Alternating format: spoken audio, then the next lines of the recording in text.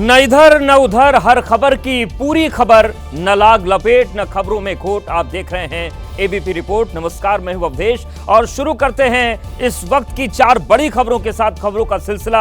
आतंकी हमले के बाद जम्मू कश्मीर से लेकर दिल्ली तक हलचल तेज है। रक्षा मंत्री राजनाथ सिंह से सीडीएस अनिल चौहान की मुलाकात हुई है। गृह मंत्रालय पहुंचे डीजी बीएसएफ दलजीत सिंह चौधरी। आतंक के खात्मे के लिए नभ जल थल में प्रचंड तैयारी देखकर दुश्मन कांप रहा है।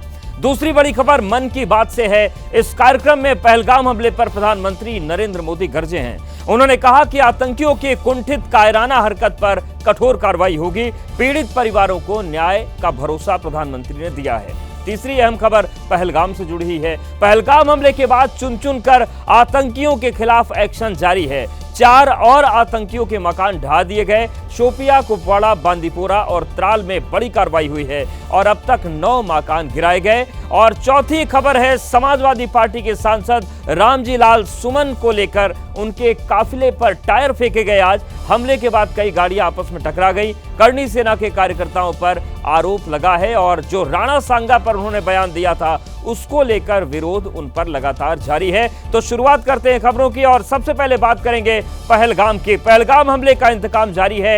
एक एक करके पहलगाम के दरिंदों को, आतंकियों के घरों को ध्वस्त किया जा रहा है और आतंकियों की कमर तोड़ने की जो कार्रवाई है वो बेहद रफ्तार पकड़ चुकी है। आतंकियों को पकड़ने के लिए सर्च ऑपरेशन के साथ साथ कार्रवाई में अब तक 9 दहशतगर्दों के जो घर हैं वो जमींदोज हो चुके हैं और 24 अप्रैल को 2, 25 अप्रैल को 3 और बीती रात 4 आतंकियों के घरों को मिट्टी में मिला दिया गया। शोपिया में आतंकी अदनान शफी का घर ढाया गया। कुपवाड़ा की बात करें तो आतंकी फारूक अहमद के घर को गिराया।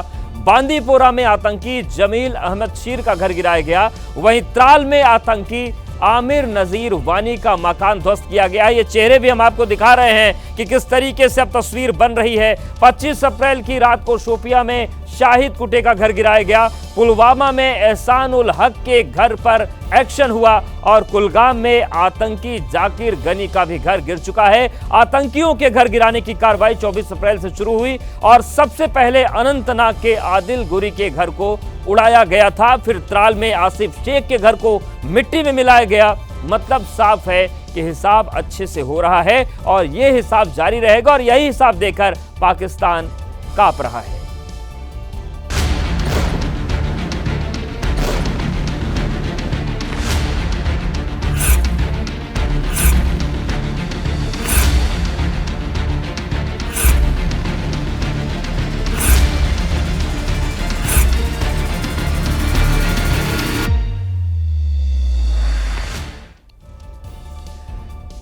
कश्मीर में आतंकियों के घर को ध्वस्त कर देने का आज चौथा दिन है। जमींदोज घरों की तस्वीरें लगातार सामने आ रही हैं, लेकिन कुपवाड़ा में जिस तरह से आतंकी फारूक के घर को उड़ाया गया वो वीडियो सबसे ज्यादा वायरल है। और किस तरीके का वीडियो है दिखाते हैं आपको।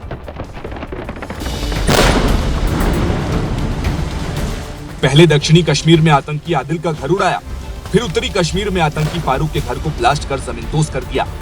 आतंकी फारूक का घर कुपवाड़ा के तीजवा इलाके में। एक ही धमाके में घर के परखच्चे उड़ गए। सिर्फ 5 सेकंड के अंदर फारूक अहमद का घर मलबे में तब्दील हो गया। धमाके के बाद चारों तरफ मलबा बिखरा दिखा और घर खंडहर हो गया। लकड़ी का घर होने की वजह से ब्लास्ट के बाद आग लग गई थी और आग ठंडी हुई तो चारों ओर मिट्टी और राख फैली मिली। बांदीपोरा में भी सेना ने आतंकी जमील अहमद के घर पर एक्शन लिया और 3 मंजिला इमारत को ध्वस्त कर दिया। आतंकवादी जमील अहमद शीर गोजरी 2016 से सक्रिय था। पहलगाम हमले में उसका नाम है। सुरक्षा एजेंसियां जमील की तलाश में है। जिस दिन मिलेगा सेना उसके घर की तरह ही उसे भी मिट्टी में मिला देगी। सेना और जम्मू कश्मीर पुलिस आतंकियों पर कहर बनकर टूट पड़ी है। 24 अप्रैल को त्राल में आसिफ शेख का मकान ध्वस्त किया गया। 26 अप्रैल की रात में उसी त्राल में आतंकी आमिर नजीर वानी का मकान गिराया गया। शोपिया में भी 2 आतंकियों के कुकर्मों का हिसाब किया जा चुका है।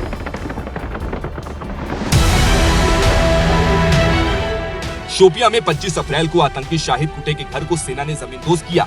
फिर 26 अप्रैल की रात में शोपिया में ही अदनान शफी के मकान को मिट्टी में मिला दिया।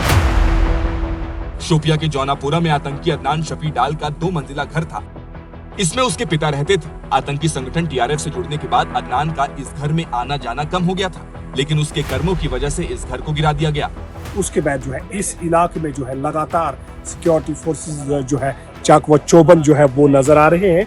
और आप देख सकते हैं किस तरह सिक्योरिटी फोर्स के एहलकार जो है यहाँ पे तैनात है। यहाँ से एक रेलवे ट्रैक भी गुजरता है, यानी बानिहाल बारामूला रेलवे ट्रैक।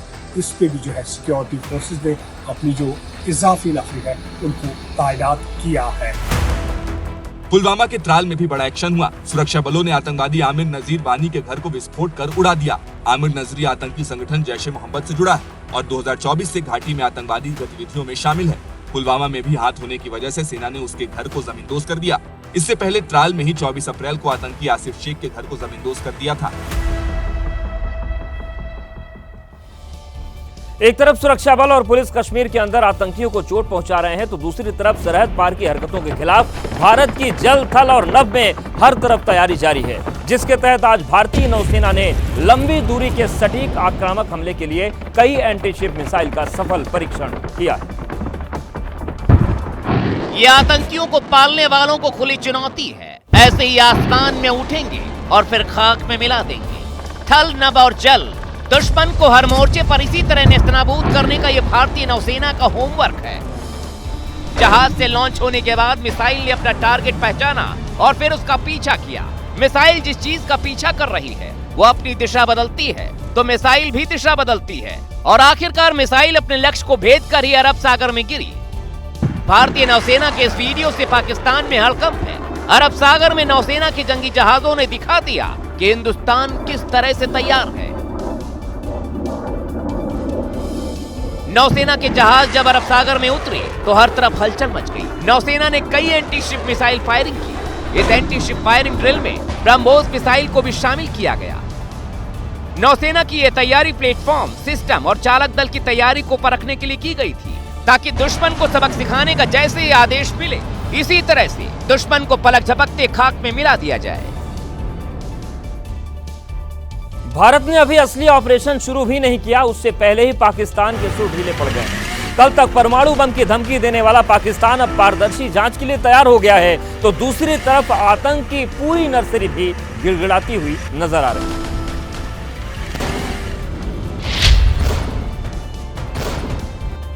इन धमाकों को देखकर पाकिस्तान के अंदर बेचैनी बढ़ गई है। आतंकियों के खिलाफ इस तरह की स्ट्राइक अभी कश्मीर के अंदर की जा रही है, लेकिन पाकिस्तान इस बात से डरा हुआ है कि भारत कभी भी सीमा पार तबाही मचा सकता है। इसीलिए पाकिस्तान के प्रधानमंत्री शहबाज शरीफ गिड़गिड़ा रहे हैं और पहलगाम हमले की पारदर्शी जांच की बात कह रहे हैं। As a responsible country, Pakistan is open to participate in any neutral, transparent and credible investigation. Pakistan के अंदर डर सिर्फ हमले का नहीं है, बल्कि पानी को लेकर भी परेशान है। सिंधु समझौते पर भारत के रुख ने पाकिस्तान की बेचैनी बढ़ा दी है। पानी रोकने से पाकिस्तान का कंठ सूख रहा है, तो वहीं पानी छोड़ने से बाढ़ की तबाही का डर सता रहा है। इसीलिए पाकिस्तान पहलगाम हमले में अपने हाथ से इनकार कर रहा है। In Pahalgam is yet another example of this perpetual blame game, which must come to a grinding halt. हमले के डर से सिर्फ पाकिस्तान के पीएम खौफ में नहीं है, बल्कि पाकिस्तानी सेना के आसिम मुनीर भी डरे हुए हैं। इसीलिए एक्शन से पहले अपने परिवार को किसी दूसरे देश में भेज दिया। यही नहीं, लश्कर और जैश के आतंकी सरगना हाफिज सईद और मसूद अजहर को आईएसआई ने सेफ हाउस में पहुंचा दिया है। आतंकियों पर ताबड़तोड़ एक्शन से डरकर आतंकी संगठन टीआरएफ भी कहने लगा है उसने पहलगाम में हमला नहीं कराया। जो सैफुल्लाह कश्मीर में खून खराबे की बात करता था, वो भी खुद को बेकसूर बताते हुए गिड़गिड़ाता दिख रहा है। हम इसको मुस्तरद करते हैं, ये उसकी सोची समझी साजिश है। पाकिस्तान सरकार से लेकर आतंकियों के होश फाख्ता हैं, क्योंकि इस बार सिर्फ मोदी सरकार ही नहीं, समूचा हिंदुस्तान उबल रहा है, एक्शन की मांग कर रहा है। पाकिस्तान के डर के पीछे भारत का सैन्य शक्ति पराक्रम है। न सिर्फ कश्मीर बल्कि राजस्थान में भी पाकिस्तान के बॉर्डर पर हमारे सैनिक चौकन्ने हैं। तैयारी ऐसी है कि अगर पाकिस्तान की ओर से कोई भी हिमाकत हो गई तो फिर छोड़ेंगे नहीं, और यही तस्वीरें शहबाज शरीफ को सोने नहीं दे रही। चारों दिशाओं में पैनी नजर, साथ में हथियार और वार करने को तैयार। रेगिस्तान में पाकिस्तानी आतंकियों को नेस्तनाबूद करने के लिए बॉर्डर सिक्योरिटी फोर्स तैयार दिखी। सिर पर हेलमेट, चेहरे पर कपड़ा, आंखों पर चश्मा। तपती गर्मी में भारतीय सैनिकों की वर्दी की गर्दी ऐसी कि दुश्मन कांपता नजर आए। माननीय प्रधानमंत्री जी ने जो घोषणा की है मिलिटेंट्स के खिलाफ, और उसको हम अंजाम तक पहुंचाने के लिए तैयार हैं। दुश्मन के हर मूवमेंट की नजर रखने के लिए सेना ने बॉर्डर पर अपनी ताकत भी बढ़ाई। अभी पाकिस्तान की तरफ हम लोग हर तरफ मतलब अलग सा नजर रखा हुआ है। लड़ाई की सिचुएशन में जो चीज करना चाहिए वो चीज हम उसी की तैयारी कर रहे हैं। सीमा के पहरे पर इन जवानों को बस ऑर्डर देने की देरी है। इसके बाद बंदूक की इस नली से निकली गोली बॉर्डर के पार दुश्मन को छलनी कर देगी। राजस्थान बॉर्डर पर तैनात हमारे जवानों की तैयारी 2 दिन पहले ही दिख गई थी, जब सेना ने थार रेगिस्तान में युद्धाभ्यास किया था और होश उड़ा दिए थे। ये बात हर कोई जानता है कि अगर पाकिस्तान भारत से भिड़ेगा तो ज्यादा देर तक मैदान में टिक नहीं पाएगा, और यही बात पाकिस्तान में बैठे नेता भी जानते हैं और सरेआम कैमरे पर स्वीकार भी कर रहे हैं। पाकिस्तान के पंजाब प्रांत के पूर्व मुख्यमंत्री नजम सेठी एक टीवी चैनल पर बैठे थे और बातों बातों में उन्होंने कबूल कर लिया कि पाकिस्तान की औकात कितनी है।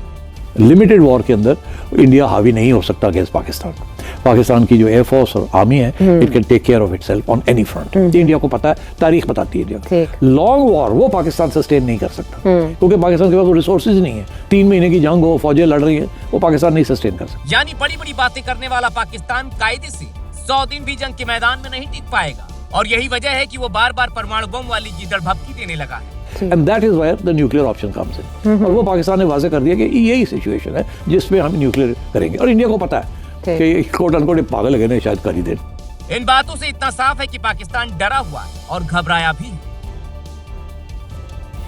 पहलगाम हमले से प्रधानमंत्री मोदी भी क्रोध से भरे हुए हैं। हमले के 5 दिन बाद आज जब मोदी के मन की बात का 121वां संस्करण प्रसारित हुआ तो उसकी शुरुआत आतंकी और उनके आकाओं को चेतावनी के साथ हुई।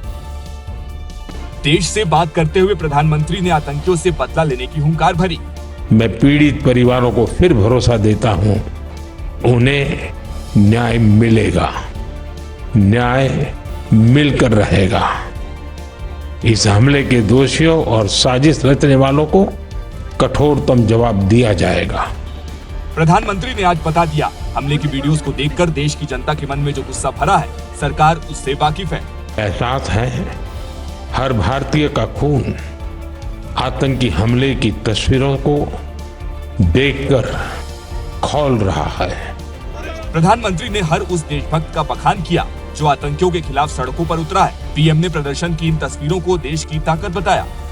आतंकवाद के खिलाफ इस युद्ध में देश की एकता, 140 करोड़ भारतीयों की एकजुटता हमारी सबसे बड़ी ताकत है। 140 करोड़ भारतीयों के प्रधानमंत्री की आवाज में जो धमक थी, वो सीमा पार बैठे आतंकियों के आकाओं ने भी महसूस की होगी। देश के मन की बात करने वाले प्रधानमंत्री मोदी ने आज आतंकियों की बौखलाहट की वजह बताया कि आखिर क्यों आतंकियों ने कश्मीर की पुरसुकून वादियों को खून खून कर दिया। पीएम का कहना है कि घाटी की बदलती तस्वीरों से आतंकी चिढ़े हुए हैं। जब कश्मीर में शांति लौट रही थी, निर्माण कार्यों में अभूतपूर्व गति आई थी, लोकतंत्र मजबूत हो रहा था, पर्यटकों की संख्या में रिकॉर्ड बढ़ोतरी हो रही थी, देश के दुश्मनों को, जम्मू कश्मीर के दुश्मनों को ये रास नहीं आया।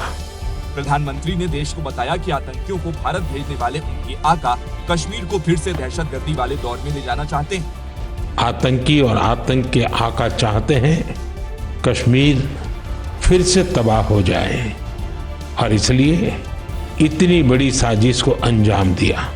अलग अलग देशों के नेताओं के फोन आने के बाद पीएम ने देश को भरोसा दिया कि आतंक की लड़ाई में दुनिया 140 करोड़ देशवासियों के साथ है। आज दुनिया देख रही है, इस आतंकी हमले के बाद पूरा देश एक स्वर में बोल रहा है। मुझे भी ग्लोबल लीडर्स ने फोन किए हैं, पत्र लिखे हैं, संदेश भेजे हैं। आतंक के खिलाफ दुनिया का साथ मिलने के बाद अब देश को मोदी सरकार से पहलगाम हमले का बदला लेने की उम्मीद है। आज पीएम की बातों से भी लगा कि हमारी सरकार देश की भावनाओं को समझ रही है। प्रधानमंत्री नरेंद्र मोदी कश्मीर के बारे में जो कुछ कह रहे हैं, जो कुछ आपने सुना, उसके कुछ आंकड़े भी हम आपको बताते हैं जो आतंकियों और सरहद पार बैठे उनके आकाओं को चुभ रहे हैं। 2019 के बाद जम्मू कश्मीर में विकास की रफ्तार तेज हुई। वहां अर्थव्यवस्था 8.5% की रफ्तार से सुधरती दिख रही है। 2024 में वहां पर्यटन से 18,000 करोड़ का राजस्व मिला था और 84,000 करोड़ रुपए से ज्यादा के निवेश के प्रस्ताव भी मिले हैं।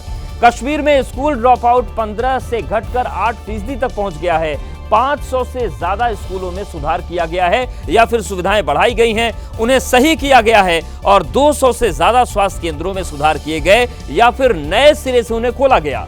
आज के कश्मीर को गति देने के लिए 1000 किलोमीटर से ज्यादा लंबी नई सड़कों का निर्माण किया गया है। सरकारी आंकड़ों के मुताबिक 2024 तक 100% इलाकों में बिजली पहुंचाई जा चुकी है। पिछले साल यानी कि 2024 में जम्मू कश्मीर के 90% हिस्सों में इंटरनेट पहुंच चुका था और बेरोजगारी दर घटकर 6.1% हो गई। और जम्मू कश्मीर की ये तरक्की, खासतौर पर कश्मीर की ये तरक्की आतंकी और उनके आकाओं को रास नहीं आ रही है और ये एक वजह है जो उन्हें चुभती है। पहलगाम हमले के बाद से ही भारत की तरफ से जिस तरीके से कार्रवाई को लेकर पाकिस्तान लगातार खौफ में है। अब पाकिस्तानी मीडिया ने दावा किया है कि भारत ने अचानक झेलम नदी के पानी छोड़ा जिससे बाढ़ जैसे हालात पैदा हो गए। पाकिस्तान पानी पानी हो रहा है, ये दावा खुद पाकिस्तानी मीडिया ने किया है। पाक मीडिया का दावा है कि मुजफ्फराबाद के हटियान वाला इलाके में भारत ने झेलम नदी में अचानक पानी छोड़ दिया। पानी छोड़ने से नदी में बाढ़ आ गई जिससे लोगों में दहशत फैल गई। झेलम नदी में पानी छोड़े जाने के बाद मुजफ्फराबाद प्रशासन ने जल आपातकाल लगा दिया है। इससे पहले पाकिस्तान के सियालकोट का एक वीडियो वायरल हो रहा है जिसमें स्थानीय मछुआरा बता रहा है कि चिनाब में पानी घटने लगा है। यानी पाकिस्तान के लिए एक तरफ सूखे का संकट तो दूसरी तरफ उसके दावे के मुताबिक पूरा शहर ही पानी पानी हो गया। आतंकी हमले को लेकर देश में गुस्से का माहौल है। लगातार विरोध प्रदर्शन हो रहे हैं और मुंबई के दादर और बिहार के लखीसराय में लोगों में हमले के खिलाफ प्रदर्शन किया और सरकार से सख्त एक्शन की मांग की है।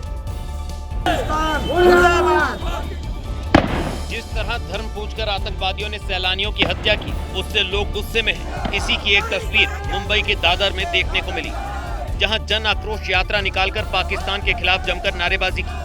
इसी तरह का एक विरोध बिहार के लखीमसराय में हुआ, जहां लोगों ने कैंडल मार्च निकालकर अपना विरोध दर्ज कराया।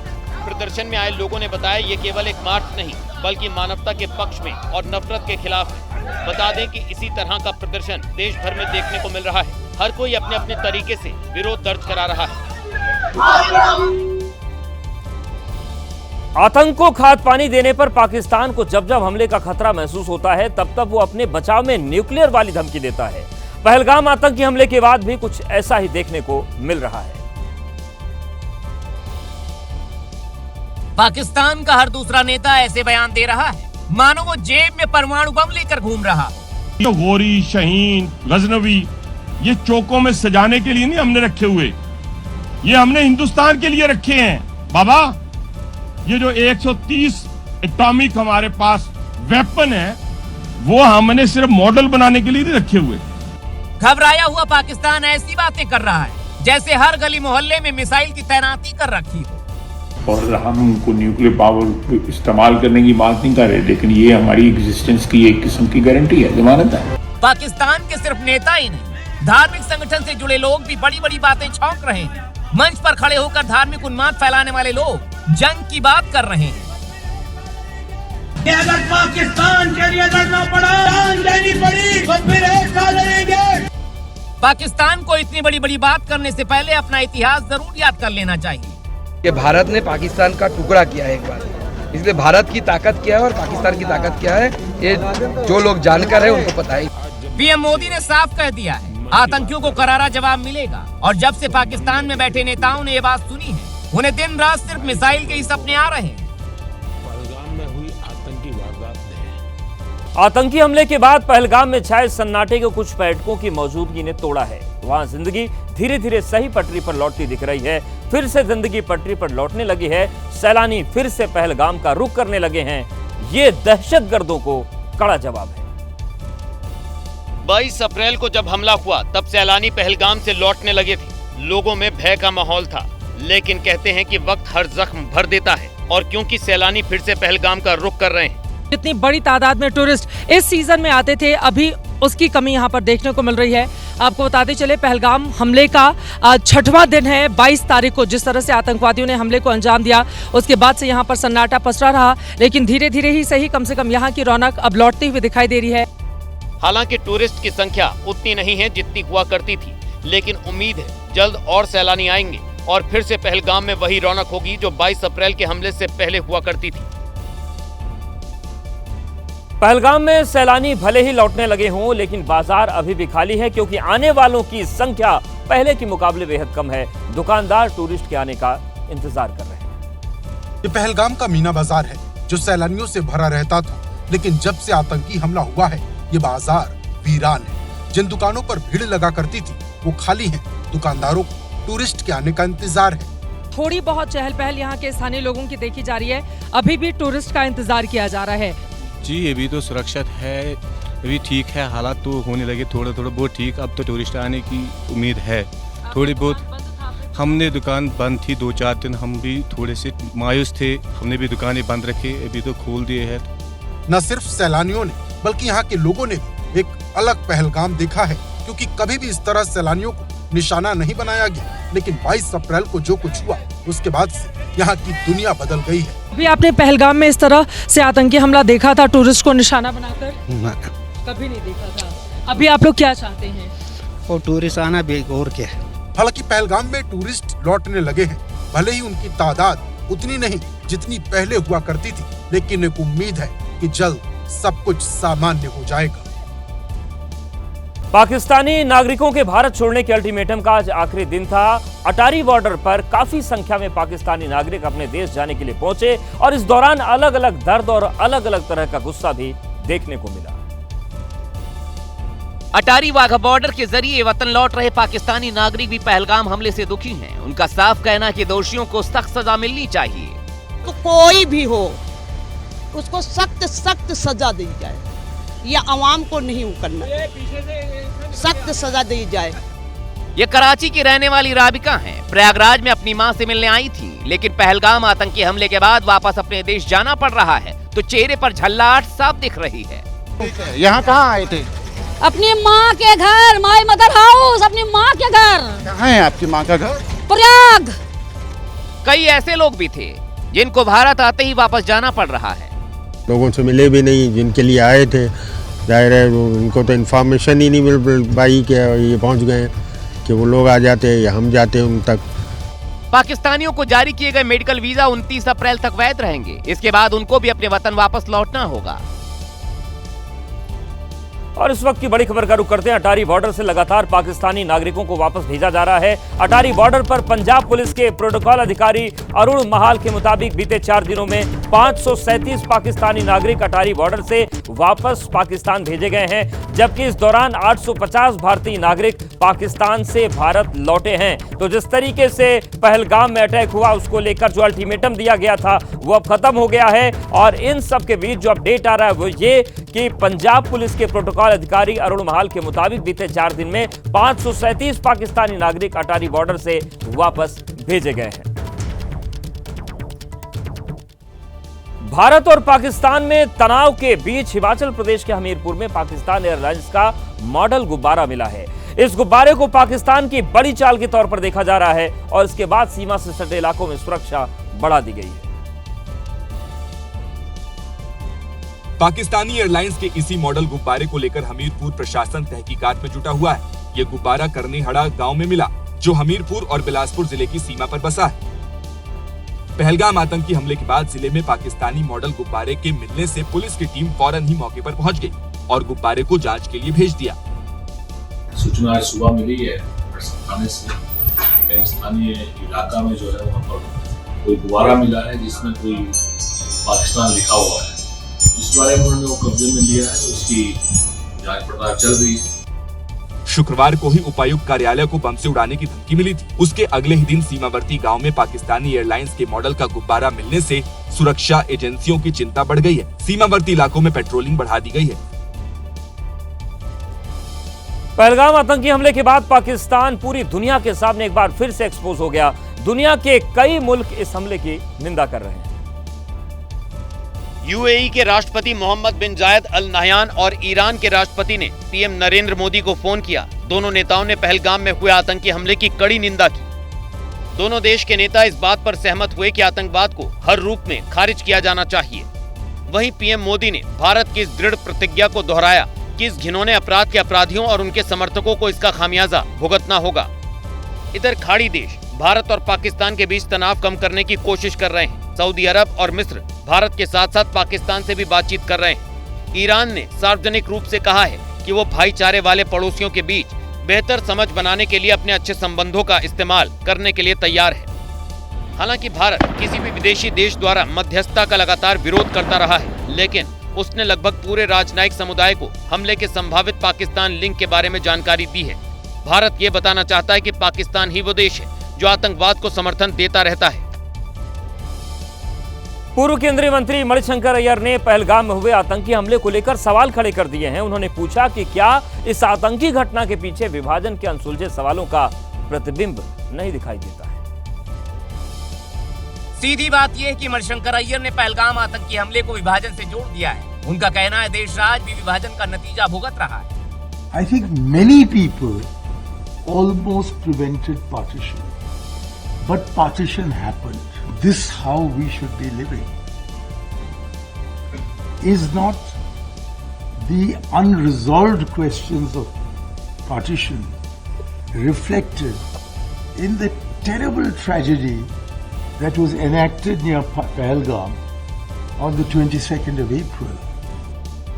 अय्यर दिल्ली में आयोजित पुस्तक विमोचन के एक कार्यक्रम में बोल रहे थे। उन्होंने इशारों में ये भी कहा कि आज के भारत में मुसलमान खुद को सम्मानित महसूस नहीं कर रहे। अब बीजेपी ने अय्यर के बयान के सहारे नेहरू पर सवाल उठा दिए। तो वो उस बात की तस्दीक करते हैं कि भारत का विभाजन विशुद्ध रूप से स्वयं की राजनीति को सिद्ध करने के लिए और अपने अपने हितों को साधने में नेहरू और जिन्ना दोनों ने मिलकर के भारत का पार्टीशन किया।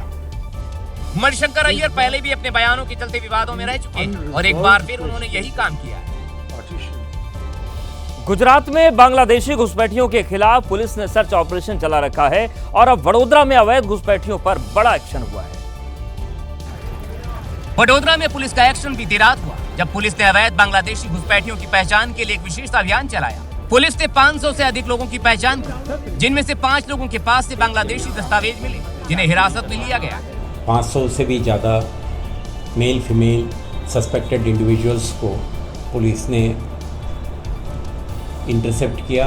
करीब 5 इंडिविजुअल्स जिनका documents nationality related documents verify करते हुए वो मूलतः बांग्लादेशी नेशनल होने का अपने को पुष्टि मिली है। इसके अलावा 15 लोगों के दस्तावेज भी संदिग्ध पाए गए जिनकी जांच जारी। वडोदरा में पुलिस का यह अभियान उन क्षेत्रों में चलाया गया था जहां बांग्लादेशी नागरिकों के अवैध रूप से रहने की खबर मिली थी। इससे पहले ऐसी ही कार्रवाई एक दिन पहले अहमदाबाद और सूरत में भी देखने को मिली थी। इन दोनों जगहों से पुलिस ने 1000 से ज्यादा बांग्लादेशियों को पकड़ा। बड़ी खबर मध्य प्रदेश के मंदसौर से आ रही है, जहां पर कुएं में कार गिरने से 10 लोगों की दर्दनाक मौत हो गई। घायलों को अस्पताल में भर्ती करवाया गया है। 3 घायलों की हालत गंभीर बताई जा रही है। हादसे के बाद कार में गैस लीक होने की वजह से राहत और बचाव में काफी देरी आई। उसके बाद एनडीआरएफ की मदद ली गई और कुएं से कार को बाहर निकाला गया क्रेन के जरिए। तो 10 लोगों की जान गई है, 3 लोगों की हालत गंभीर है जिनको अस्पताल में इलाज दिया जा रहा है। तो मध्य प्रदेश के मंदसौर की तस्वीर है जहां पर बेहद ही दर्दनाक और भीषण हादसा हुआ। ये कार एक कुएं में गिर गई थी। गाड़ी में 13 सवारियां थी या 9 लोगों की डेथ हो गई है और एक गांव के बहादुर जवान ने तुरंत आकर मनोहर जो बचाया है उसकी भी संभवतः डेथ हो गई है। तो टोटल 10 लोगों की मृत्यु हुई है और 4 लोगों को जिंदा बचा लिया गया है। शासन की तरफ से हर संभव सहायता मिल रही है और जो एसडीआरएफ की टीम है उसकी कैपेसिटी काफी बढ़ गई है और लोकल लेवल पर रेस्क्यू ऑपरेशन चल रहा है। महाराष्ट्र के भिवंडी में लगी आग की खबर जो हमने कल आपको दिखाई थी वो आज भी प्रासंगिक है। फर्नीचर गोदाम में लगी आग आज दोपहर तक बुझाई जा रही थी। इतने समय में आग जलती रही तो बिल्डिंग भी उसकी तपिश झेल न पाई। आग की लपटों ने दीवारों को इतना कमजोर कर दिया था कि वो भरभरा कर गिरती चली गई। कल जब आग की पहली तस्वीर आई उसमें देखा कि फर्नीचर गोदाम की छत आग की वजह से टूट चुकी थी। लपटें इतनी भयानक थी कि खिड़की की छोटी सी जगह से भी उसके निकलने पर लोग डरने लगे थे। बताया गया कि आग बुझने में 30 घंटे से ज्यादा का समय लग गया। 26 तारीख की सुबह 4 बजे आग लगी, 27 तारीख की दोपहर कहीं जाकर कंट्रोल हुई। गोदाम में एक तरफ प्लाईवुड, फोम और दूसरी चीजें थी जो आग को भड़का रही थी, तो दूसरी ओर उसे बुझाने के लिए फायर ब्रिगेड के पास पानी की कमी थी। यही वजह है कि आग समय रहते बुझ नहीं पाई और गोदाम राख में तब्दील हुई। वहीं शिमला में कल लैंडस्लाइड होने से बुरी तरह से ट्रैफिक प्रभावित हुआ। लोग घंटों तक जाम में फंसे रहे और बिजली के तार टूटने से पूरे इलाके में बिजली सप्लाई बाधित हो गई। Oh my God! Dhalli bypass के पास अचानक जब लैंडस्लाइड शुरू हुआ तो पर्यटक दहशत में आ गए। हाईवे से सटा इलाका होने से मलबा सड़क पर गिरने लगा। नीचे हाईवे पर बसें और गाड़ियां खड़ी हैं। ऊपर लैंडस्लाइड की वजह से मिट्टी के बड़े बड़े ढेर गिर रहे हैं। हट जाओ, बोलो गाड़ियां छोड़ दो, परे वहां से भाग जाओ। लैंडस्लाइड शुरू हुआ तो पेड़ भी उखड़कर सड़क पर गिरने लगे। लोग दहशत में आ गए। कई लोग गाड़ियों से बाहर निकल आए। काफी देर तक लैंडस्लाइड होने से हाईवे पर जाम लग गया। बिजली के तार भी टूट गए जिससे सप्लाई प्रभावित हुई। हालांकि किसी जानमाल का नुकसान नहीं हुआ। उत्तर प्रदेश के अलीगढ़ में समाजवादी पार्टी के राज्यसभा सांसद रामजी लाल सुमन पर हमला हो गया। करड़ी सेना ने उनके काफिले की गाड़ियों पर टायर फेंक दिए।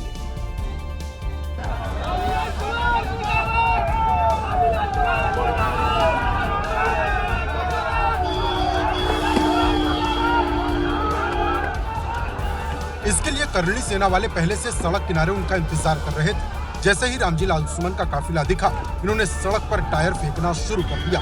गाड़ियों के शीशे पर टायर फेंके जा रहे थे। कुछ गाड़ियां हमले को देख धीरे भी हुई, लेकिन करड़ी सेना रुकने के बजाय और उग्र होती गई। दूसरी ओर से कुछ लोगों को गाड़ियों पर पत्थर मारते हुए भी देखा गया। एक बार को तो टायर इतनी पास से फेंका गया कि शीशे में पड़कर वो हवा में उछलता दिखा। पुलिस की गाड़ियों के सामने हुए हमले की चेतावनी करड़ी सेना ने पहले ही दे दी थी। प्रशासन से मेरा एक पुनः अनुरोध है कि उनको अलीगढ़ की सीमा में प्रवेश न करने दिया जाए। हम लोगों को मजबूर नहीं किया जाए कि हम लोग रामजी लाल सुमन को जवाब देने के लिए मजबूर हों। इस धमकी के बाद खुलेआम करड़ी सेना ने एक राज्यसभा सांसद के काफिले की गाड़ियों पर हमला किया। करड़ी सेना के टायर वाले हमले से बचने के लिए समाजवादी पार्टी के काफिले की गाड़ियों को और तेजी से भगाया गया। इसी आपाधापी में कई गाड़ियों का एक्सीडेंट भी हो गया। बताया गया कि शीशे पर टायर लगने से काफिले की गाड़ियों के ड्राइवरों का बैलेंस बिगड़ा, जिससे करीब 10 गाड़ियां आपस में टकरा गई।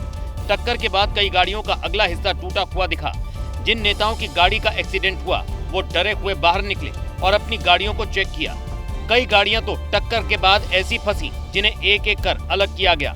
हमले के बाद रामजी लाल सुमन ने पुलिस पर सवाल उठाए। अभी रास्ते में कुछ तत्व हमें मिले जिन्होंने हमारे मित्रों को गाड़ियों पर पथराव करने की कोशिश की। मैं जानना चाहता हूँ क्या कर रहा था इनका एलआईयू, क्या कर रही थी पुलिस? कोई इतिहास बढ़ता गया। हमला उस वक्त हुआ जब रामजी लाल बुलंदशहर में अलग अलग घटनाओं में पीड़ित दलित परिवारों से मिलने के लिए बाय रोड जा रहे थे। रास्ते में अलीगढ़ जिले में हमला होने के बाद बुलंदशहर से लगते टोल नाके पर उन्हें रोका गया, जिससे वो नाराज दिखे। हम जानना चाहते हैं जबरिया रोका गया है, जबरिया। टायर फेंके जाने की घटना पर एफआईआर दर्ज करने के बाद पुलिस ने कार्रवाई का भरोसा दिया।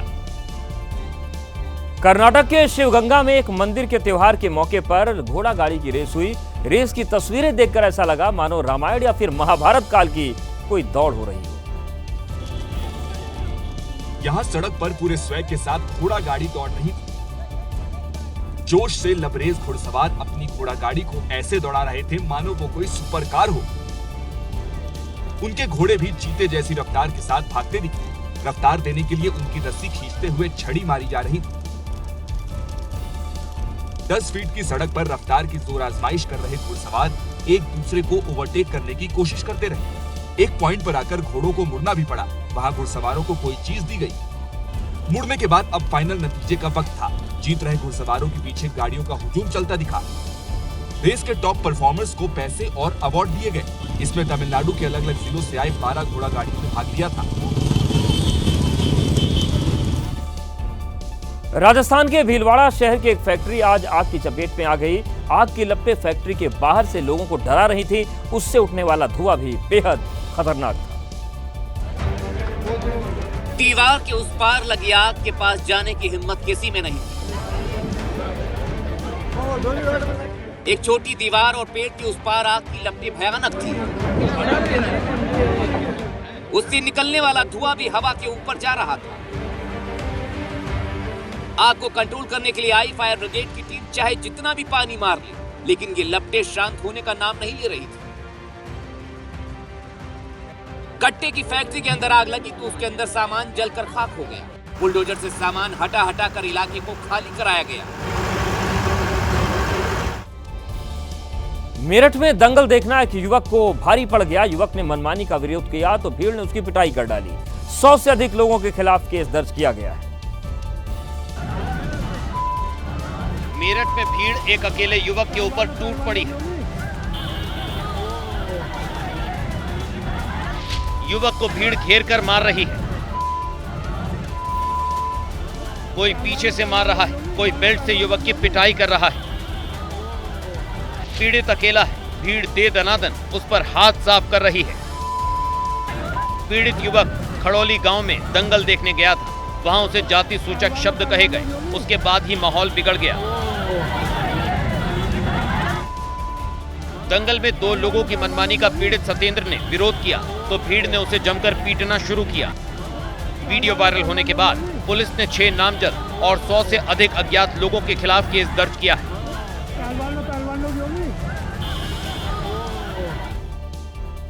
गुरुग्राम में भी भीषण आग का तांडव देखने को मिला है, जहां कूड़े के पहाड़ में ऐसी आग लगी जिसकी अभी पूरी तरीके से बुझाई नहीं जा सकी। इसका आसपास के लोगों पर सीधे तौर पर असर पड़ रहा है। अग्नि ज्वाला ऐसे धड़क रही है मानो सब कुछ जलाकर राख कर देगी। इस दहकती अग्नि को बुझाने के सारे इंतजाम नाकाफी से दिख रहे हैं। भड़क रही आग पर पानी की बौछारें बेअसर सी दिखी। ये गुरुग्राम के बंदवानी में कूड़े का पहाड़ है, जो भीषण गर्मी में अग्निकांड का शिकार हो गया। आग इतनी भीषण थी कि गुरुग्राम के अलावा फरीदाबाद, पलवल और नूंह से भी दमकल की गाड़ियां आग बुझाने के मिशन में लगी, लेकिन फिर भी 20 घंटे बाद भी आग पूरी तरह से बुझाई नहीं जा सकी। आग लगने की वजह से आसपास का तापमान बढ़ गया और धुएं की वजह से लोगों को सांस लेने में दिक्कत हो रही है। ईरान के बंदर अब्बास में पोर्ट पर हुए धमाके में अब तक 25 लोगों की मौत हो चुकी है, जबकि 800 से ज्यादा लोग घायल बताए जा रहे हैं। धमाके के कारणों का अभी तक पता नहीं चल पाया है। विनाशकारी आग जिसमें दहक कर किसी की भी जान खतरे में पड़ सकती है। बंदर अब्बास पोर्ट पर हुए धमाके के बाद लगी आग में 25 लोग अपनी जान गंवा चुके हैं। पोर्ट पर अचानक ही धमाका हुआ और जबरदस्त आग लगी। धमाका इतना तेज था कि सड़क पर खड़ी तमाम गाड़ियों के शीशे भी टूट गए और तमाम इमारतों को भी नुकसान पहुंचा। चारों तरफ धुएं का गुबार है, लोग दहशत में भाग रहे हैं। पहले एक कंटेनर में धमाका हुआ और उसके बाद दूसरे कंटेनर्स में भी विस्फोट हो गया। खबर है कि कथित तौर पर मिसाइल बनाने में इस्तेमाल होने वाले केमिकल में आग लगने से यह धमाका हुआ। बंदर अब्बास पोर्ट धमाके में 800 से ज्यादा लोग घायल हुए। ये धमाका उस समय हुआ है जब ईरान और अमेरिका शनिवार को ओमान में ईरान के परमाणु कार्यक्रम पर तीसरे दौर की बातचीत के लिए मिले थे। दिल्ली के रोहिणी में भी झुग्गियों में आग लग गई, जिससे झुलसने में 2 लोगों की मौत हो गई। आग इतनी भीषण थी कि आसपास के घरों के लोग दहशत में आ गए। आग का धुआं देखकर लोग डरे हुए थे। रोहिणी के सेक्टर 17 में धधकती झुग्गियां। सुबह सुबह आग ऐसी लगी जिसने देखते ही देखते आसपास की सारी झुग्गियों को कब्जे में ले लिया। जानकारी के मुताबिक देखते ही देखते 800 से ज्यादा झुग्गियां स्वाहा हो गई। इस अग्निकांड में बड़ी तादाद में पेड़ों के भी जलने की खबर है। आग कितनी विकराल है उसका अंदाजा यहां उठ रहे धुएं को देखकर लगाया जा सकता है। जब तक लोग कुछ समझते, श्री निकेतन अपार्टमेंट के पास झुग्गियों में रखा सारा सामान जलकर खाक हो गया। इस आग को बुझाने के लिए दमकल की 21 गाड़ियों को लगाया गया, तब जाकर आग पर काबू पाया गया। तो ये थी आज की एबीपी रिपोर्ट। कल भी जारी रहेगी खबरों की खोज।